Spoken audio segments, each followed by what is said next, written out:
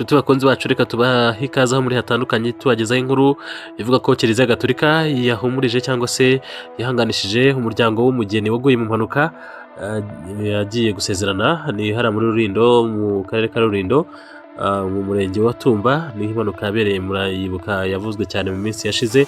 Rero Kiliziya Gatolika yagize icyo ivuga kuri iyi mpanuka, tuvuga ko cyayiteye, tugaruke no ku barokotse ndetse no ku cyo Kiliziya ivuga muri rusange, polisi ndetse n'abandi batandukanye. Reka tubahe ikaze muri hatandukanye tubifuza kugubwa neza. Yesu Kristo abane namwe kandi abigaragarize mu byo mukora byose.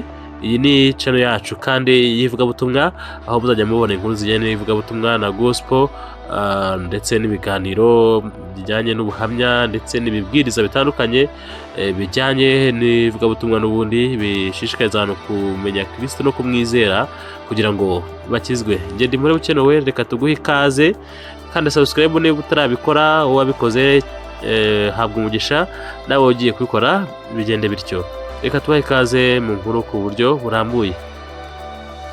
Mu mpanuka yabereye mu murenge wa Tumba mu karere ka Rulindo mu minsi ishize, umugeni wari ugiye gusezerana yitabye Imana, abandi 9 barakomereka.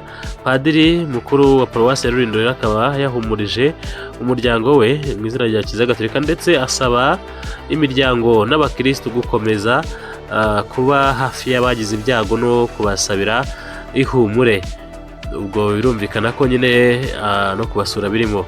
Hanyuma rero Padiri Alphonse Dukuzumuremyi, padiri mukuru wa Paruwasi ya Rulindo, yihanganishije umuryango wa nyakwigendera Tusare Apolinaria wari ugiye gusezeranira muri iyi Paruwasi ya Rulindo.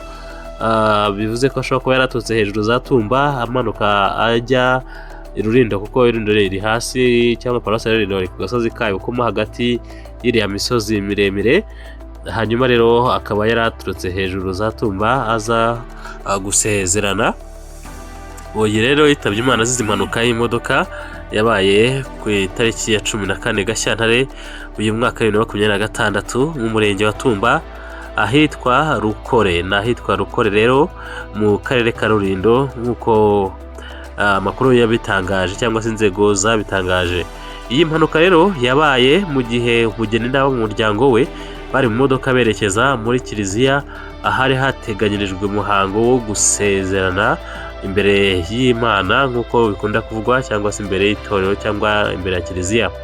Ubuyobozi bw'inzego z'ibanze ndetse n'ubwa polisi, ishami rishinzwe umutekano mu muhanda, bwatangaje ko iyo mpanuka yatewe n'umuvuduko ukabije, aho umushoferi yananiwe gukata imodoka ikagonga umukingo igahita igusha urubavu.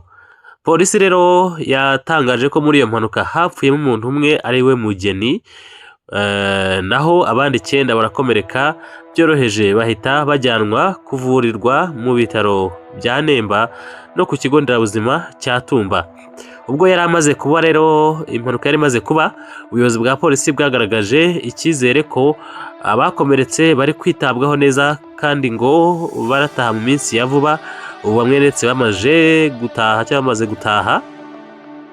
Ariko kandi mu kiganiro yagiranye n'itangazamakuru, Padiri Apolinaire no Padiri Alphonse yavuze ko yakiriye iyo nkuru y'incamugongo ababaye cyane ko yari amaze igihe ategura abo bageni, kwa kundi nyine yaba inyigisho z'isakaramento ryo gushyingiranwa, kandi avuga ko uretse no kuba izo nyigisho baramaranye iminsi nyine. Urabizi ko nyine umuntu agiye gushyingirwa yitabira amahugurwa cyangwa se inyigisho zijyanye n'umubano w'abashakanye n'ibindi byose bijyanye n'ishyingirwa, imibanire y'abashakanye, ubukristo bw'abashakanye, ubusobanuro bw'urushako mu buryo bw'iyobokamana cyangwa se bw'ijambo ry'Imana. Ibi byose ni bimwe mu byo abapadiri n'abapasiteri baganiriza abageni cyangwa se amakupure yitegura kurushinga, kugira ngo bajye gushinga urugo bazi neza ibintu binjiyemo ibyo ari byo. Ibyo rero nibyo bari bamaze iminsi barimo.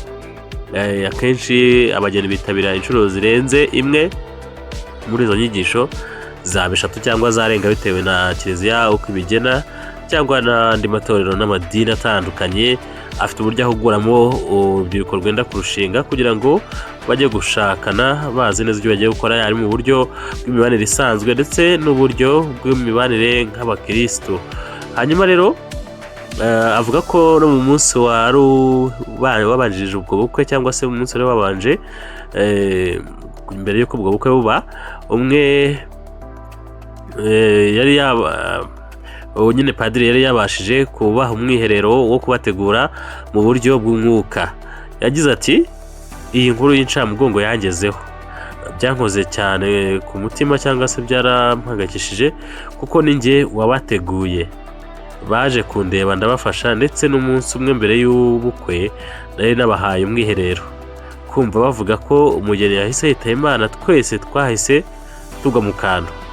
Urumva nyine ni inkuru y'incamugongo nk'uko Padiri Alphonse abigarukaho.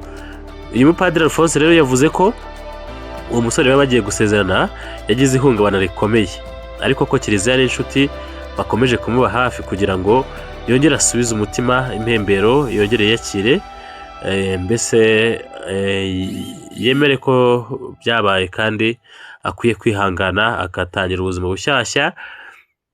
Ni ikintu kitoroshye nyine, ikintu kitoroshye cyane kuko iyo umuntu yamaze gusezerana ajya gusezerana mu itorero cyangwa mu idini, aba yamaze gusezerana mu mategeko, aba yamaze gusaba no gukwa. Bivuze ngo si ubundi umusore ubwo ntibari bari kumwe mu modoka we, kuko abantu bajya ku Kiliziya bamaze gukora dote kandi abageni baragendana, ko bikaze cyane. Urumva ko ni ikintu gikomeye muri kubyumva. Nyine birenze uruvugiro, nawe uri kumva ino nkuru nibwira yuko bitoroshye, nawe byagukora ku mutima. Rero padiri yashimangiye ko igikomere nk'icyo kidakira ako kanya, bisaba ko uwo muntu amuherekeza bakanamusengera kugira ngo abashe kwakira ibyabaye, mbese impuhwe z'Imana zimubeho abashe kwiyakira. Urumva rero kugira ngo utandukane n'umuntu bisaba no kuzajya mu mategeko nyine kugaragaza ko umuntu batabaye yahise yitaba Imana. Ibyo nabyo urumva ni processus, ariko atatekereza aka kanya agomba kubanza akanabyakira mbere na mbere, hanyuma nyuma yo kubyakira wenda igihe yumva ari ngombwa cyangwa se igihe abona atekereza kuba yashaka undi, akaba aribwo yajya kwaka iyo gatanya. Niko bimeze, nubwo nyine batabanye, ariko ni nko gusesa ubwo ayo masezerano bagiranye. Hanyuma rero padiri akomeza ati ntibiba byoroshye kuri wowe wagize ibyago, ndetse no ku miryango yombi yari yahanye abageni. Birasaba rero ko tubaherekeza, tukabafata mu mugongo, tukaba hafi, tukabasengera, kuko igikomere nk'icyo ntigikira ako kanya. Yakomeje asaba imiryango remezo, abaturanyi n'inshuti gukomeza kuba hafi y'iyi miryango yahuye n'akaga, kuko kubura umwana ku munsi w'ibyishimo ari igihombo gikomeye. Yibukije ko guherekeza ababuze ababo atari ukubaha amagambo gusa, ahubwo ari ukubaba hafi mu bikorwa no mu masengesho. Ubwo bivuze nyine abafite ubushobozi niba bagiye guherekeza cyangwa se gushyingura, hari ibikenerwa nk'amafaranga cyangwa se n'ibindi bikoresho byakenerwa. Ikindi kandi no kubatabara nyine ukaba hafi, mukaba muri kumwe no kubasengera nk'abizera bagomba gusenga. Mu gusoza rero ubutumwa bwe, padiri mukuru wa paruwasi ya Rulindo yasabye Imana kwakira roho ya nyakwigendera Apollinaria, ndetse no guha umutima w'ihumure ababyeyi, inshuti n'abavandimwe basigaye. Yasabye kandi abakirisitu n'abaturage muri rusange gutegura ingendo zabo kare no kwirinda umuvuduko ukabije kugira ngo birinde impanuka zishobora gutwara ubuzima bw'abantu. Gusa muri kariya gace ka Rulindo cyane cyane uriya muhanda uzamuka uva mu Koto ujya Tumba hejuru, ni umuhanda uhanamye cyane. Sinzi wenda niba ariho impanuka yabereye nyirizina, ariko nkurikije ko nahabonye bisa naho hariho harimo amakorosi yego, ariko harimo n'ubuhaname bukabije ku buryo mu by'ukuri njyewe nabonaga atari ahantu hakwiye kujya kaburimbo muri ubu buryo. Yari ikwiye kuba yatambikishwa mu buryo bworohereza imodoka kuhagenda, kuko imodoka ishaje cyane cyane turiya duhiyasi byonyine no kwazamuka ngo igende igere hejuru neza nta kibazo biba bikomeye cyane. nawe iyo uhareba ubona akanya gato cyangwa se shoferi arangaye gato, mwese ni ukwibarangurura mukaruhukira epfo. harahanamye cyane, sinzi n'icyo leta yahakorera, ariko nyine hateye ubwoba, hateye inkeke cyane cyane ku modoka zidafite imbaraga cyane. kuhazamuka rwose ni umuhanda uzamuka cyane, umusozi wose bisa naho hahanamye ku rwego rukabije. sinzi uburyo bawukozemo, ariko buriya bakora imihanda yenda bazatorera bakatubwira uko bimeze. ariko nyine ngiye nk'uko nahageze, nanjye narahagiye mpagenda mu modoka ndahitegereza ndahareba, harahanamye pe. ntekereza ko no mu Rwanda nta hantu nabonye hari kaburimbo ihanamye nka hariya. sinzi nabyo niba byaba ari biri mu mpamvu impanuka yabaye, ariko icyagaragajwe na polisi ni uko ari umuvuduko ukabije bagenderagaho, kuko wenda bari bakerewe. urabizi ko abageni bakunda gukererwa cyane, kuko ubukwe buba bwatangiye bukerewe, kandi umuhango wa dote nawo ugomba kubahirizwa wo gusaba no gukwa, kandi urimo utuntu bitandukanye twatuma bitindamo gakeya. bityo rero abantu bakaba bihutira kujya ku rusengero nyine cyangwa kwa padiri, kugira ngo aya mafaranga baba baciwe ya kosiyo cyangwa se yo gukererwa baramutse bakerewe bayagaruze. ariko ugasanga nyine ntabwo bigengeseye mu gutangira kare, ahubwo bashatse kwihuta nyine ngo bagereyo kare. so rero ibyo polisi yatangaje ni ibyo, padiri ibyo atangaje ni ibyo. wagiye aba yagiye, ariko abasigaye padiri yahumurije, ariko abasaba no kwigengesera mu bikorwa bakora byose, kwihuta nyine ko atari igisubizo, ahubwo bagomba gutegura neza hakiri kare. inshuti bakunzi bacu rero, reka tubashimire aho muri hatandukanye. iyi ni inkuru twagezagaho bijyanye n'ibyo Kiliziya Gatolika ivuga kuri ino mpanuka yabaye, kandi n'ubutumwa bw'ihumure ndetse n'inama bagira, n'andi makuru yagiye aboneka polisi yagitangaza icyateye impanuka nyine.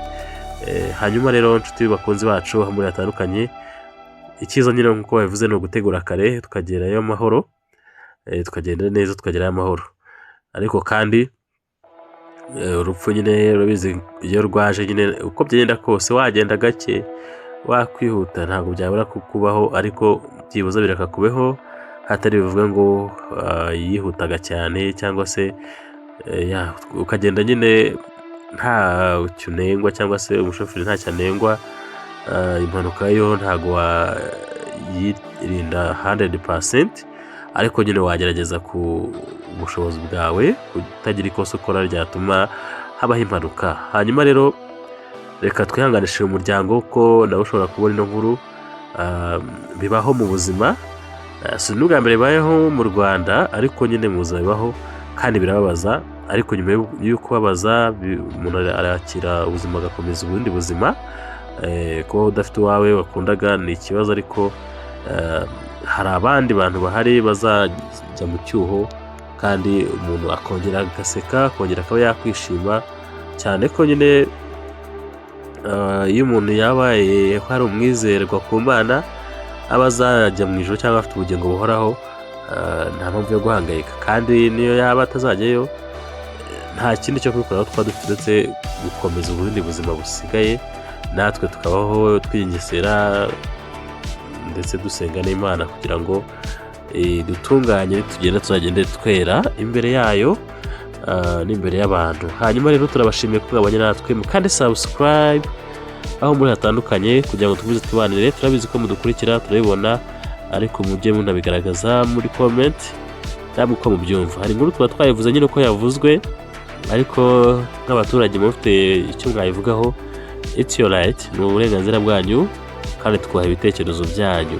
hanyuma rero tubashimire ko muri kumwe natwe. ngende murabukenewe.